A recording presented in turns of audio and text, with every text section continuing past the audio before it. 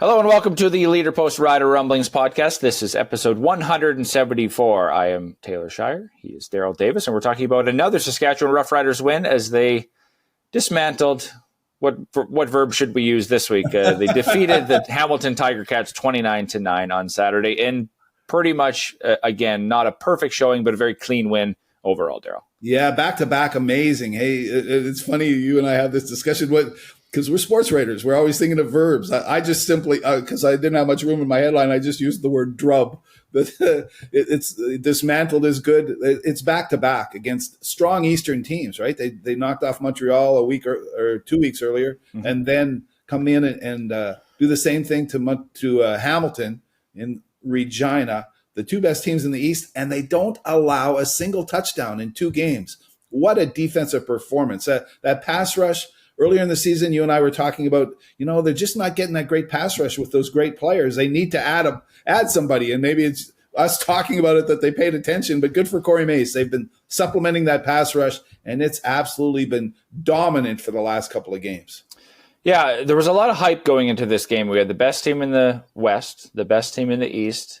Everyone was saying it's a Grey Cup preview, and I mean, sort of rightfully so, because you get the top 2 teams in the league at the midway point. But I don't necessarily think the game lived up to the hype. I thought it was going to kind of go down to the wire considering how close the game was. But after a slow start, the Riders just recovered and just took over the game and didn't even allow Hamilton into the game. The fact that they limited Bo Levi Mitchell to 0 touchdowns and intercepted him twice, I think, a lot of credit just needs to go to the defense for not making this a CFL Classic regular season game. Yeah, I agree with you. I thought it was going to be a run and gun, that they'd be, trying to keep up to Hamilton, and Saskatchewan's offense is certainly becoming capable of keeping up with the front runners. And we knew that Hamilton's defense wasn't as strong as Saskatchewan, so that might be the lopsided part of it. But I still thought Hamilton would be capable of keeping up to Saskatchewan. And no way, man. They just Bo Levi Mitchell had no time to throw, no time. He had to run 4 times, which tells you that he got flushed out of the pocket quite a bit. Their running back, Greg Bell, had an okay game, but half his yards came as a receiver. So that was a check down. It was really an impressive performance by the Roughriders. They were really good on offense, and just outstanding on defense. So wasn't it all? You're right. If I had thought what's the score, and I think I picked like 34-28 or something. That's what I was going to think. Saskatchewan came through, but they also made sure that Hamilton didn't come through. Yeah, and I don't think anybody would have said Hamilton would score less than 10 points. Like that, to me, I think the offense, yes, they played fine. Special teams, I think there's a lot of stuff to clean up, and we'll get to that. But I just, again, want to give another shout out to the defense, because I was talking with Tavon Campbell after the game, and I was sort of asking how they limited Kenny Lawler and what they did. Like, Kenny Lawler had 3 catches, 62 yards, and I think he went for 160 some last time they played. We know what Kenny Lawler can do, and Tavon just said they didn't allow Kenny to go over the top of the defense. They left everything underneath, and you saw that in the game. So it's one thing to game plan for Kenny Lawler, and I think they did that. It's another thing to execute. And when that all comes together, that's exactly what you see. Is you see the CFL's best receiver be, frankly, limited and not even part of the game story, because they shut him down. So I think Tavon Campbell, Marcus Sales, the guys who were covering him, deserve a bit of credit. Even though Tavon, we joked about the pass interference call he took early. That was maybe the biggest play he gave up all game. But I think the DBs deserve a bit of credit for how they kept Lawler in check. Yeah, they did do a really good job. That was, you know what? When you look at it on tape, I thought it was a pass interference call. But then what do I know? Because the one that Corey Mace challenged later on against Robustelli, I thought that wasn't. So they reviewed that one. To me, that was like one of the turning points of the game, that it really got the Roughriders fired up. And so a good challenge on his part. So what do we know? I don't know what. All I know is that review still sucks, and and let's just play the game is what I keep thinking. But it had an effect on the football game. Tavon Campbell and company, yes, did a great job. We're raving about the pass rush because the pass rush makes the secondary better. But good coverage by the secondary also makes a pass rush better. It's a 2-part thing, and they both held up their ends of the deal. And kudos to the Roughriders secondary. Roland Milligan got that huge interception at the goal line to keep Hamilton from scoring. So, yes, Usually we're talking about the great linebacker performance. They played well. A.J. Allen got a sack, but the two parts that were absolutely the best were the front four, and that supplemented by the extra rush and the secondary. Nelson Lacombo had an interception, but it was called back by a penalty. So interesting. You're right. They did a great job on Kenny Lawler. Yeah, and Milligan's interception, I think, I would say was the biggest play of the game. Dre McCray fumbles that punt. Hamilton gets the ball in scoring range. They're down 14, so they score a touchdown. It's all of a sudden a one-possession game. Yeah. McCray obviously shouldn't do that, can't do that. The wind obviously played a bit of a factor, but he fumbles the ball. Hamilton gets it, and Milligan comes away with that interception. And then the Riders go and score a touchdown into the wind. So I think that whole sequence, to me, was when the game really turned and said, okay, Hamilton's not going to win this game. Had they scored a touchdown, it might have been a different ballgame, though. Yeah, and you're right. It was a good drive into the wind. That was the third quarter, and Hamilton had taken the wind in the third quarter because the Tiger Cats were losing, so they wanted to get a score and get back into the contest. And that Milligan, if Milligan hadn't made the interception, maybe Hamilton scores, pulls within 7, as you said. But Saskatchewan took over, and a really patient, good drive into the wind, used the time, got a touchdown out of it, and took control of the game. So, yeah, another turning point, or another huge part of the game was that Milligan interception. Yeah, Trevor Harris started slow. His first pass was almost picked off. I was Should have been picked off. Yeah, how slowly the team started, right? Yeah. You mentioned that earlier. That was a surprise to me. Was it to you? Yeah, and I think you can sort of – they even said, we were kind of slow after the bye week. I don't know if you can even say that. I think they just started flat. And again, Harris was almost picked off on his first throw, was picked off on his third throw, which is a very good play by the DB.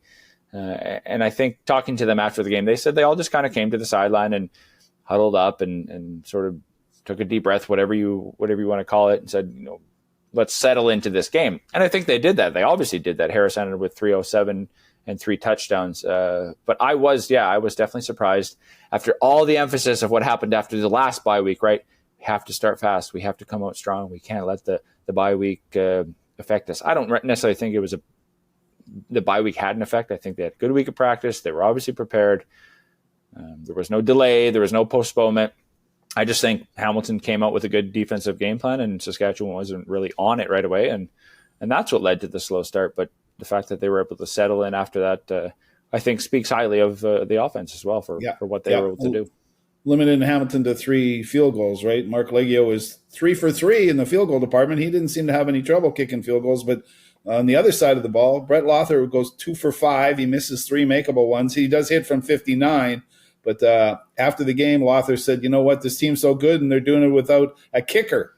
So, we always marvel at his self-effacing and how honest he is about himself. But it does say a point. He's last in the league in accuracy.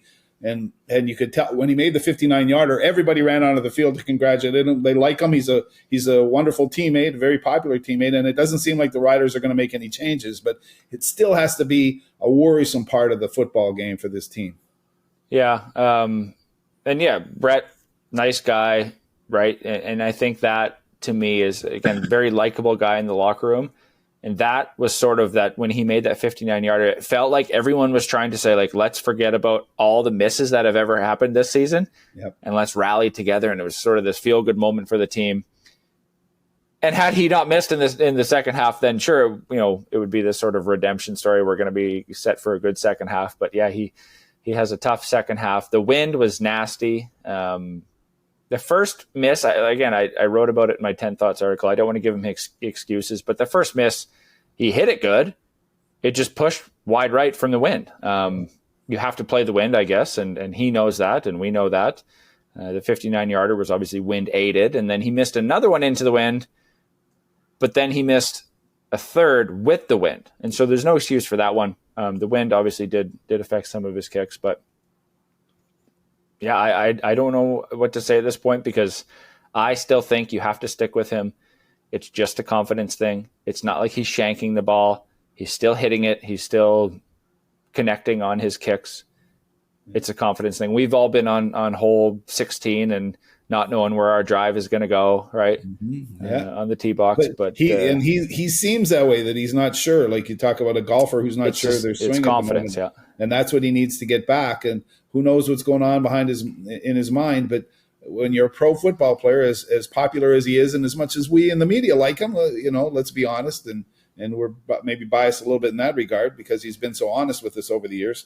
But pro sports, and if you don't do the job, you could be in trouble. And he realizes that too. People say bring a player in to challenge him, and I say no. You can't do that. In the NFL, they don't do that. They don't bring in a guy to challenge them. If they're cutting the veteran, they cut the veteran and move on and decide. That way you give your new kicker all the confidence in the world. If the Riders were going to do something, that's what they would have to do. You can't leave Brett Lather hanging there with somebody else. But they're not going to. You could just tell by the post-game comments from Corey Mace, unless I misread that completely, which I could, but I don't think Corey Mace is that type of guy. He does like to hide the injuries a little bit, but all coaches do that. We understand that. But I can't see them making a change. And hopefully, for the Riders' sake, that it doesn't hurt them in the playoffs or down the stretch, or if they get into the Grey Cup, that a missed field goal doesn't cost them. Yeah, again, I like what you said.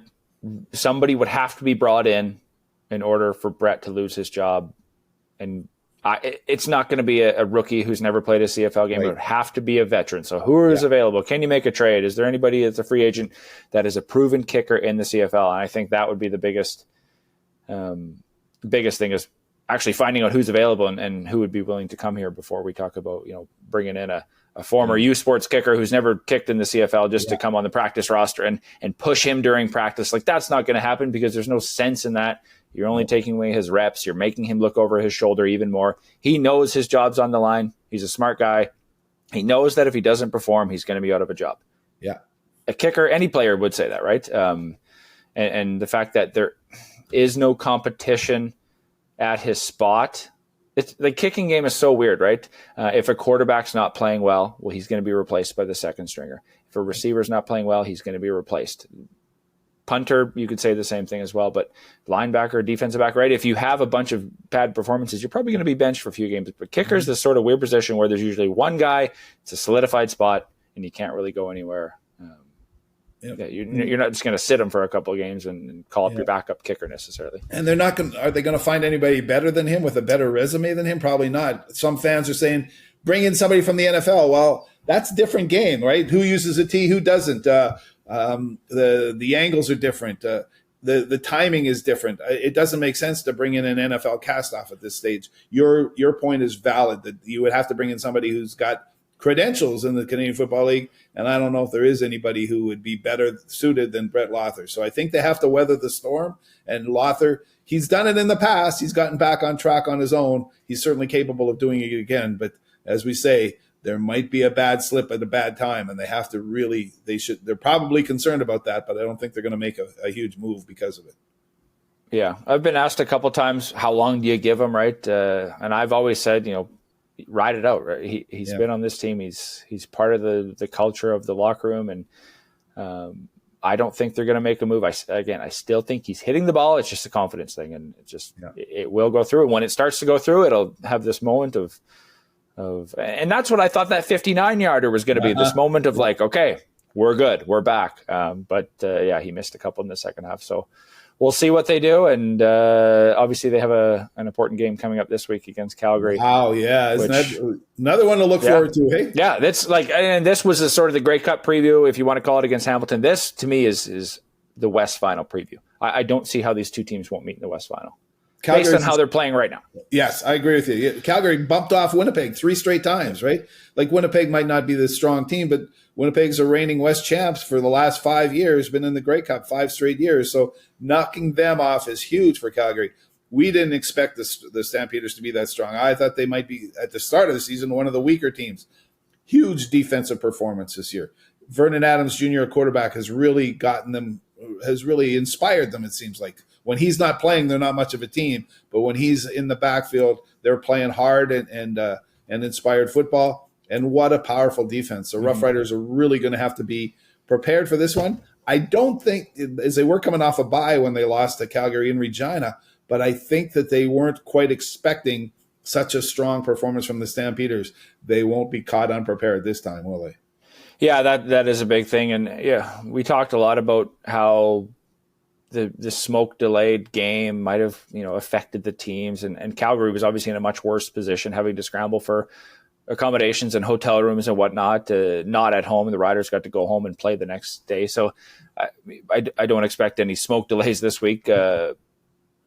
But yeah, that sort of made the weird part of this game where they're coming off a bye week. All of a sudden they have to play a day later than what they were supposed to do. They spent 4 or 5 hours in the locker room sitting there waiting it out. And then all of a sudden, go home, get a few hours of sleep, come right back and play a game. So I don't know how much that actually played a factor in the result, because I still want to give credit to Calgary for how well they played. Yeah. They just overall dominated. It didn't have anything to do with the delay about how strong they played and how much they caught Saskatchewan off guard. But yeah, as you said, the Riders are going to be ready. And I think the work that this defense has done over the last few games, the last two especially, with the amount of sacks, interceptions, how they played against Montreal, how they played against Hamilton, and Bo Levi Mitchell, who's arguably the MOP front runner right now.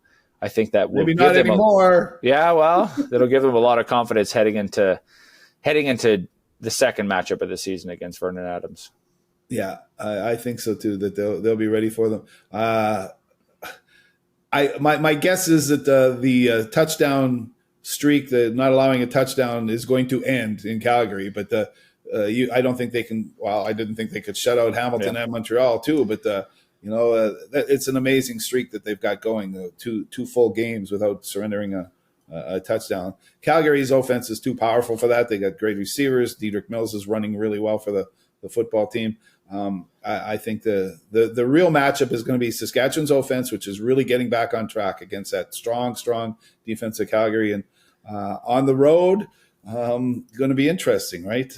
Calgary have that home field advantage, even though it still worries me, the small crowds in Calgary. But I think that might make a bit of a difference. There's always a lot of Rough Rider fans. And you know what? We've gone by without even saying it was the first sellout of the season, too, for the Saskatchewan Roughriders, that Hamilton game, too, right? 33,350. Amazing. And they'll be sold out for the next game, Labor Day. So the Riders are feeling the love, it sounded like. Corey Mace started his post-game media scrum by thanking the fans for being there, and the Riders are feeling that they're a tough team to not cheer. They're tough to not cheer for. They work so hard. They're respectful. They're a mature football team, and I think that gives them a real good chance going into Calgary. I think they learned a pretty good lesson, didn't they, the first time they played the Stampeders? Yeah, it should be a good matchup this week. And speaking of playing at home, yes, it was a good atmosphere. Yes, it was a sellout. I don't think it was the loudest game that stadium, regular season game especially, that stadium has had, but certainly a good turnout. And winning cures, right? Winning helps sell tickets and this, that, and the other. There's a lot of hype around this team. And I do want to touch on, before we wrap up this podcast, the fact that they'll have an extra home game or an extra away game played at home next year when the Toronto Argonauts come to town. We should talk about this. They're going to play, it was announced, they're going to play a preseason game in Saskatoon next year. And then at some point, the Toronto Argonauts will play as the home team at Mosaic Stadium, with the Riders being away team. I don't think they'll switch locker rooms, but they should. They should force them to do that. What a horrible idea! I can't believe that a professional league would do that, Taylor. All they've done is give Toronto a chance to sell more tickets in different markets. Notice the 3 games they went to: Hamilton, Winnipeg, and Regina, right? The 3 teams that seem to sell the most tickets, that would sell the most tickets for an Argos game. The Argos are probably, I don't know if they get the gate. Nobody will talk about who's sharing. It's just ridiculous. Why would they not play somewhere, go to a college stadium in Ontario and help build their brand? Spread the love for the Argonauts across Ontario, rather than go to find money somewhere else. They're a rich team. They don't need to do that. To give the Rough Riders an extra home gate, man, well, or whatever they get out of the gate, they'll get the concessions, I would think. But it's just ridiculous that this league would do that. I can't not believe that a professional league would try something like that. I like the idea. They also announced the preseason game in Saskatoon. Great idea, right? If you get 10,000 people in the Griffith Stadium. I was at the last one, 1991. The Winnipeg Blue Bombers were here, and they used to have rookie games in Saskatoon during training camp. No problem with that one. Move your games around. Yep. Share the wealth. Don't put an Argonauts game an extra one in Mosaic Stadium and reward the Riders fans and the Argonauts for something that bad. We realize the World Cup is going to take over the stadium. Okay, we knew it was going to happen. You should have planned better than they did, and it looks absolutely ridiculous. Sorry that was a rant, but I just think it was a bad looking idea. It was well worded rant. I'm dumbfounded how they can do that, how they don't go to, some sort of U Sports football stadium, how they don't try Touchdown Atlantic again or something like that, or go anywhere within Ontario and just say, hey, we're bringing the game on, we're bringing the Argos on the road, and we're going to play a home game here.